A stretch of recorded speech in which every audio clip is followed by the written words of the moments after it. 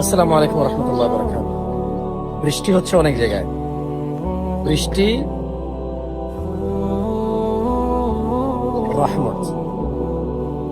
বৃষ্টি হলে বলতে হয় আল্লাহুম্মা সাইয়্যিবান নাফিআ, মানে আল্লাহ কল্যাণকর বৃষ্টি দিন, মানে যে বৃষ্টি কল্যাণ বয়ে আনে। তো বৃষ্টির যদি কল্যাণ আমরা চাই আল্লাহর কাছে, তাহলে বৃষ্টিতে যে অকল্যাণ আছে সেটা থেকে আল্লাহ আশ্রয় দেবে।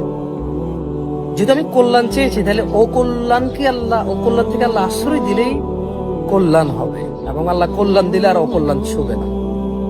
সো মুখস্থ করে ফেলুন ছোট ছোট বাচ্চাদেরকে। আর ইসলামের বহু কিছু আমরা শুধু মুখস্থ করার বিষয় মনে করি, মুখস্থ করার বিষয় না, এগুলো আমল করতে হয়।